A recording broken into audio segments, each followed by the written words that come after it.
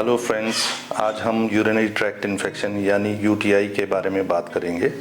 Urinary tract infection एक काफ़ी common disease है जो मेल और फीमेल दोनों में होती है।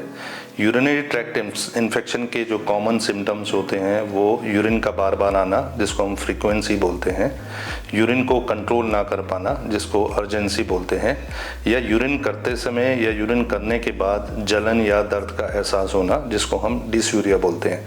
ये यूरिनरी ट्रैक्ट इन्फेक्शन के सबसे कॉमन सिम्टम्स होते हैं। मॉडरेट इन्फेक्शन में कभी कभी इनकॉन्टिनेंस भी मिलता है और कभी कभी यूरिन का फ्लो कम हो जाता है। सीवियर यूटीआई केसेस में एब्डोमिनल पेन होता है, लोअर एब्डोमिनल पेन हो सकता है यानी कि ब्लैडर रीजन में पेन हो सकता है, या फिर किडनी एरिया में फ्लैंक पेन हो सकता है। एक्सट्रीम केसेस में हमें यूरिन में ब्लड भी देखने के लिए मिलता है और कभी कभी चिल्स एंड राइगर्स के साथ फीवर भी आता है। यूरिनरी ट्रैक्ट इन्फेक्शन की डायग्नोसिस को इस्टेब्लिश करने के लिए हम लोग urine routine and urine culture test करते हैं। यूरिन रूटीन में हमें यूरिन में पस सेल्स देखते हैं। अगर यूरिन में पस sales more than 5 high power field है तो इसको हम यूटीआई लेबल करते हैं। नेक्स्ट जो इन्वेस्टिगेशन होता है वो होता है यूरिन कल्चर एंड सेंसिटिविटी।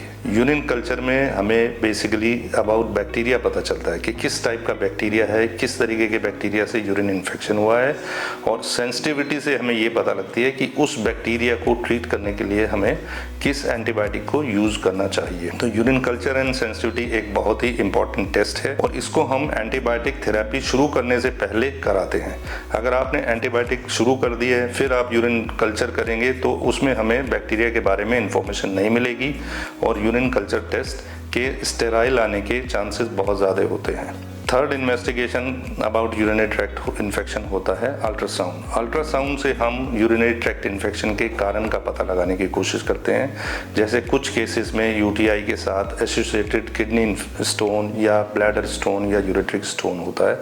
कई बार कुछ कंजेनाइटल एबनॉर्मेलिटीज़ होती है, जैसे प्यूज ऑब्स्ट्रक्शन होता है या वेसाइको यूरेट्रिक रिफ्लक्स होता है, वो भी इन्फेक्शन करके प्रेजेंट करती हैं। तीसरा, कभी कभी इंटरस्टिशियल सिस्टाइटिस होता है या रेजिडुअल यूरिन होता है ब्लैडर के अंदर जो यूरिनरी ट्रैक्ट इन्फेक्शन करता है।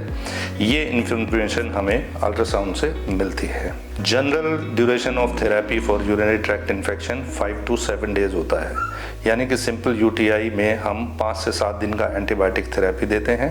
साथ में हम सपोर्टिव ट्रीटमेंट जैसे यूरिन में जलन के लिए यूरिनरी एल्केलाइजर जैसे एल्कासोल होता है या पोटेशियम साइट्रेट होता है या यूरिस्पास की टैबलेट होती है वो देते हैं। फीवर के केसेस में हम लोग पैरासीटामोल अलॉन्ग विद एंटीबायोटिक देते हैं।